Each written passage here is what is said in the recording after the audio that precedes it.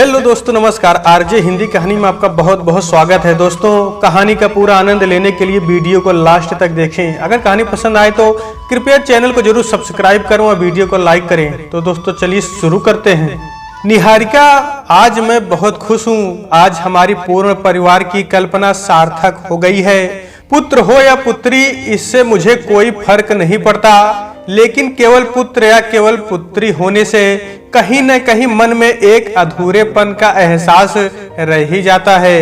एक पुत्री के पश्चात, पुत्र के जन्म के उपलक्ष्य में दी गई पार्टी के पश्चात पवन ने निहारिका को बाहों में समेटते हुए कहा, वस्तुतः पहले पुत्री होने से दोनों के दिलों में धुकधुकी मची हुई थी कि कहीं इस बार भी पुत्री ही ना हो जाए। खास तौर पर पवन की माँ, जो बार बार उनसे आग्रह कर रही थी कि हम दो हमारे दो के युग में रिस्क लेने से अच्छा है कि बच्चे के सेक्स के बारे में जानने के लिए अल्ट्रासाउंड करवा लो। लेकिन पवन ने यह कहकर मना कर दिया था कि लड़का हो या लड़की, उसे दोनों ही स्वीकार है। वो अल्ट्रासाउंड करवाकर अजन्मे बच्चे को गिराने का पाप नहीं कर सकता। निहारिका को स्वयं अल्ट्रासाउंड द्वारा बच्चे के सेक्स का पता लगाकर अनचाहे अजन्मे बच्चे को गिराने से सख्त चिढ़ थी। माँ के लिए तो उसका बच्चा, चाहे वो लड़का हो या लड़की, एक जैसा ही है। किंतु सासू माँ के बार बार आग्रह से वह बेहद तनावग्रस्त थी, किंतु पवन के विचार ने उसे तनाव मुक्त कर दिया था। वास्तव में वह पवन जैसा आधुनिक विचारों का पति पाकर बेहद खुश थी, वरना उसने कई ऐसे दंपति देखे थे जिन्होंने पुत्र की चाह में ना जाने कितनी ही अजन्मी पुत्रियों की बलि चढ़ा दी थी। आखिर उनका कसूर क्या था? पुत्री के पश्चात पुत्र के जन्म से न केवल उन्हें वरन उनके पूरे परिवार में खुशी छा गई थी। उसके सास ससुर 1 महीने उसके पास रहकर उसे ढेर सी हिदायतें देकर चले गए थे। जिंदगी चल निकली थी, वो घर परिवार में व्यस्त होती गई तथा पवन ने घर से बाहर मजबूती से पैर जमाने प्रारंभ कर दिए, जिसके कारण वो भी व्यस्त होता चला गया। उनके विवाह की 10वीं वर्षगांठ थी। हर बार की तरह इस बार भी पवन ने छुट्टी ले ली थी। सदा की तरह इस बार भी दिन भर पिकनिक मनाकर, पिक्चर देखकर तथा खाना खाकर वे घर लौटे थे। पूरे दिन घूमने के कारण थकान होने के पश्चात भी एक अनोखी खुशी मन में छाई थी। वस्तुतः एक सुखी परिवार की अहम सदस्य होने के एहसास ने उसके रोम रोम में खुशी भर दी थी। रिया और ओम थके होने के कारण जल्दी सो गए तथा निहारिका पवन की गिफ्ट की हुई नाइटी पहनकर शयन कक्ष में गई तो पवन ने उसे आगोश में भरते हुए प्यार से उसे निहारते हुए कहा, तुम्हारी इसी अदा के तो हम दीवाने हैं। पता नहीं तुम बिना कहे ही कैसे मेरे मन की बात समझ लेती हो। सच निहारिका, आज मैं महसूस कर रहा हूँ कि तुम ही मेरे जीवन का पहला और अंतिम प्यार हो। वास्तव में जब से तुम मुझे मिली हो, मेरे जीवन का अर्थ ही बदल गया है। ये सच है कि तुमसे पहले मेरे जीवन में एक लड़की आई थी जिससे मैं विवाह भी करना चाहता था, किंतु मेरे और उसके घर वालों के विरोध के कारण वो विवाह संभव नहीं हो पाया था।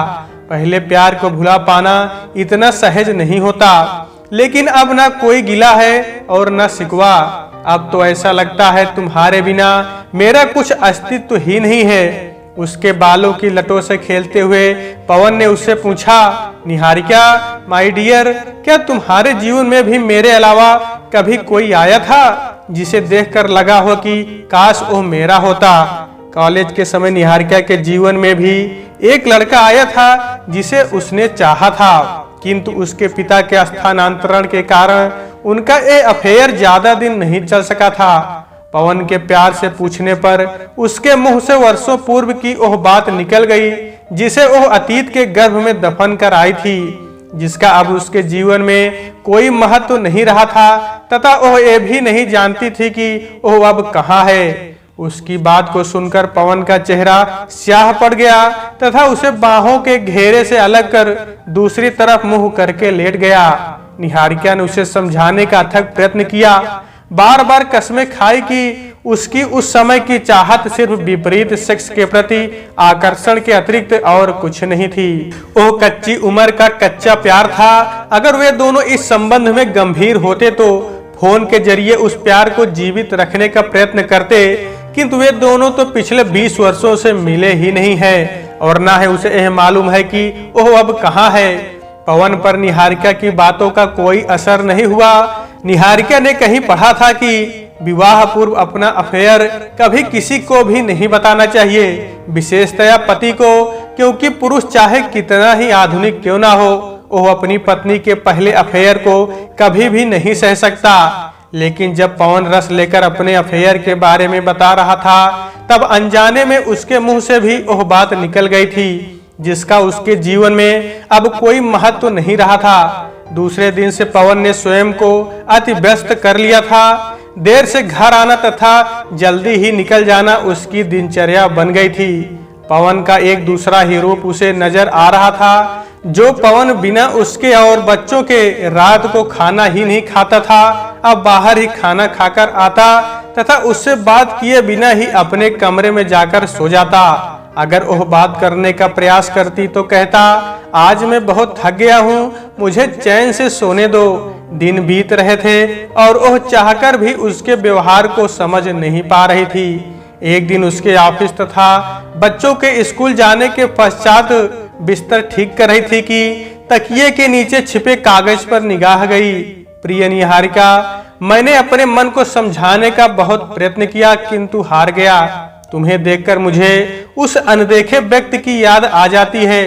वो मेरे पीछे साए की तरह लग गया है। जितना मैं उससे पीछा छुड़ाना चाहता हूँ, उतना ही वह पास आ जाता है। मैं जा रहा हूँ दूर, बहुत दूर, शायद कभी ना लौटने के लिए। बच्चों के लिए कुछ राशि बैंक में छोड़कर जा रहा हूँ और हाँ, एक निश्चित राशि हर महीने तुम्हें भेज दिया करूंगा, जिससे बच्चों की परवरिश में कोई व्यवधान ना आए।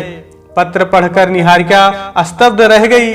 आखिर उसने ऐसा क्या कह दिया जो वह दिल से लगाकर बैठ गया। ऑफिस में जाकर पता लगाया तो पता चला कि कहीं दूसरी जगह अच्छा ऑफर मिलने के कारण उसने हफ्ता भर पूर्व ही इस्तीफा देकर चला गया है तथा अपना नया पता ठिकाना छोड़कर नहीं गया है। कोई पता न होने से वो उसे ढूंढती भी तो कहाँ ढूंढती। जीवन में शून्य छा गया था। बच्चों को सीने से लगाकर रोने का मन किया था, किंतु उन मासूमों पर क्या गुजरेगी सोचकर दुख को सीने में ही छिपा लिया था।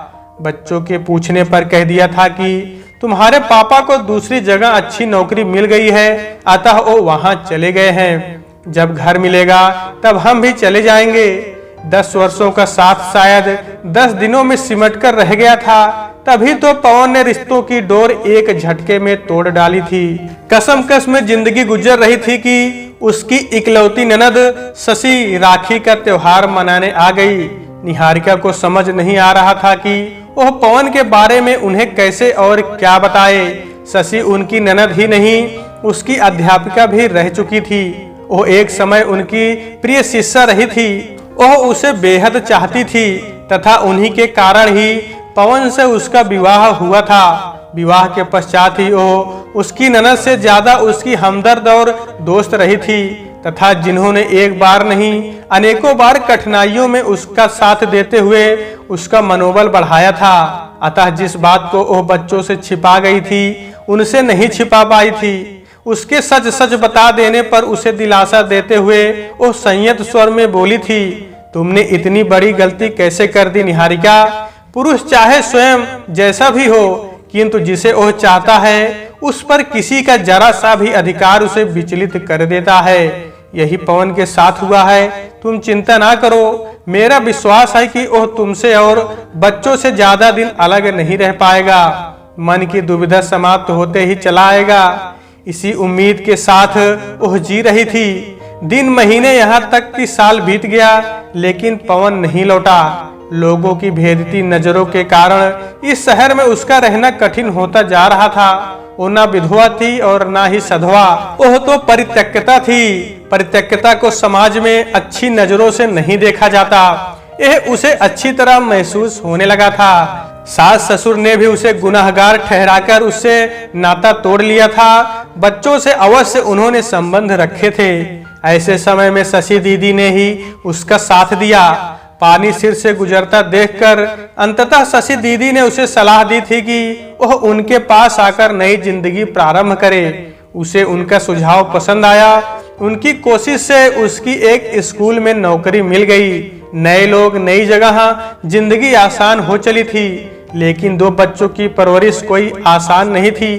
कुछ दिनों पश्चात पहले के प्रश्न फिर से जिंदा हो उठे थे। इस बार लोगों के पूछने पर उसने कह दिया था कि उसका पति काम के सिलसिले में विदेश गया है।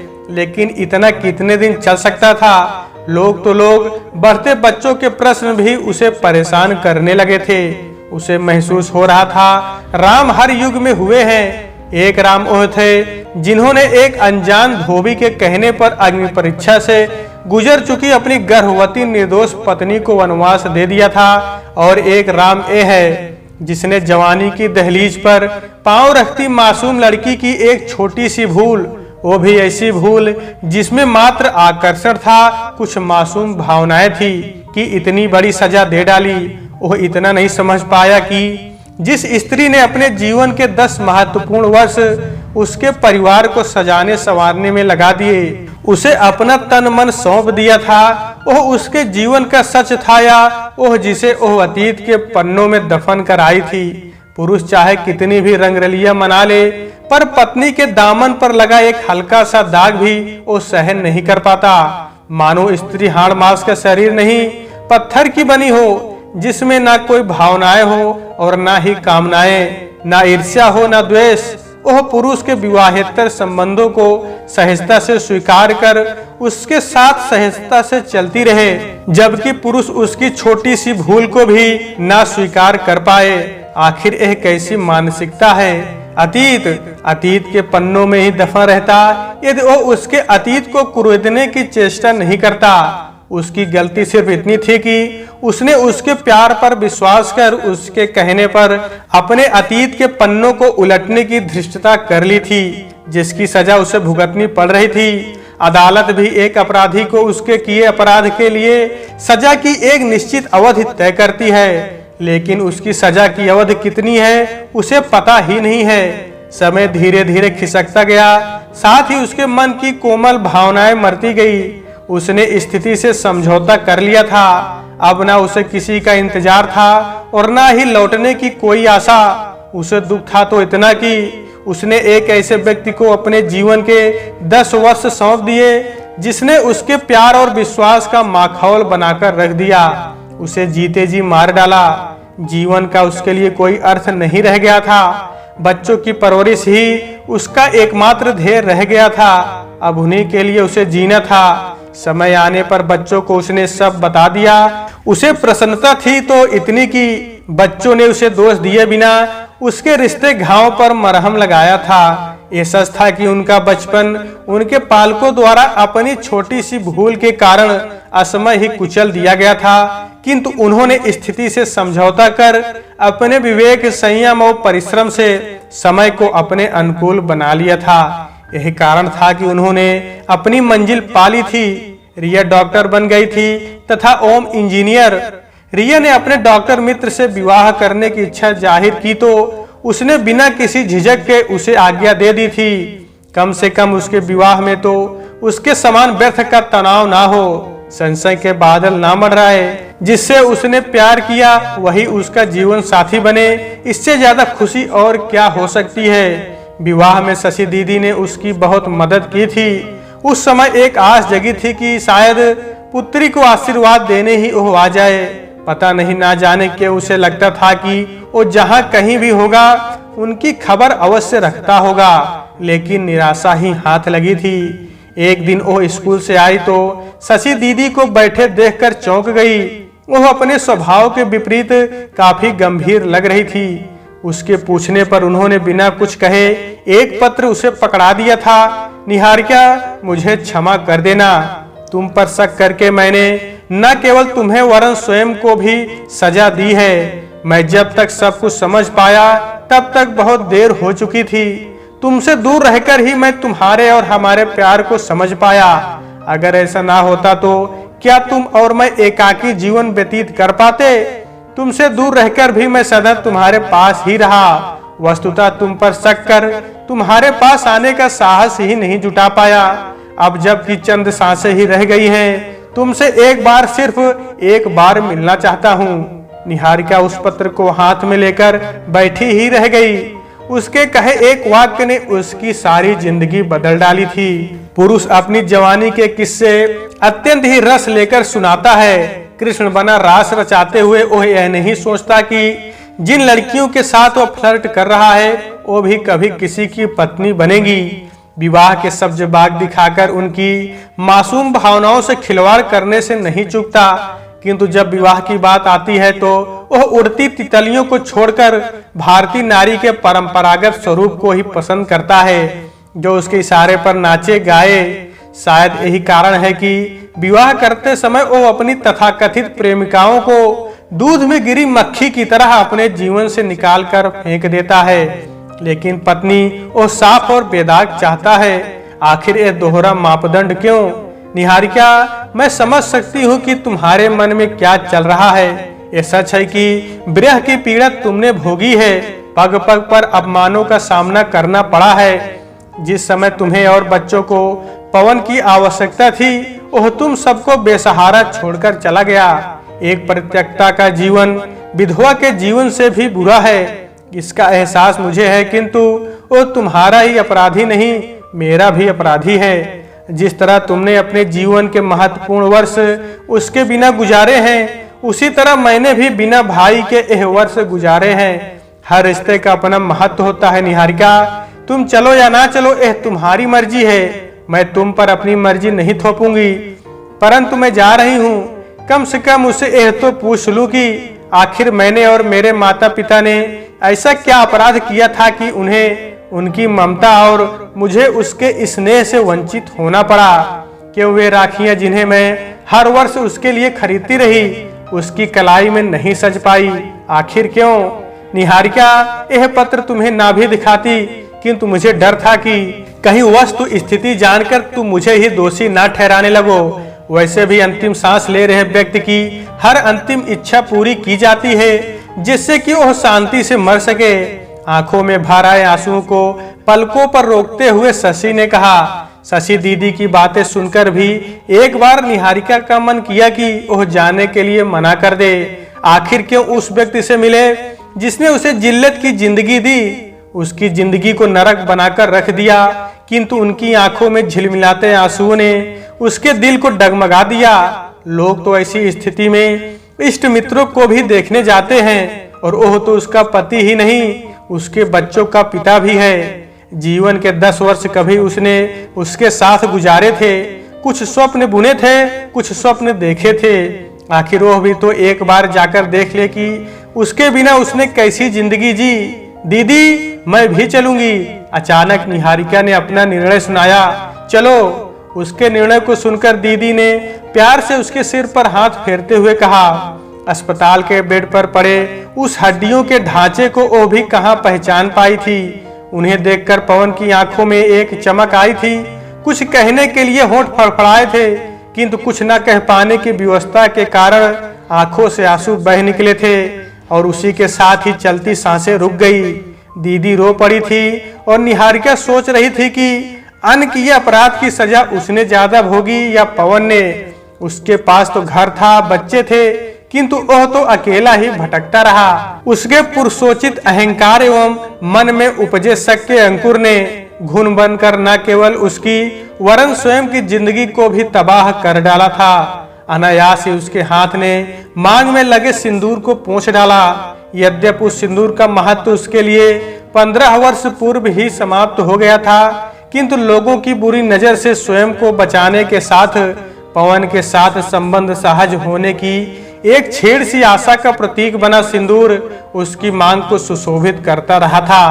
आज वह आशा भी समाप्त हो गई थी, और इसके साथ ही वह शशि दीदी के कंधे से लगकर सिसक पड़ी।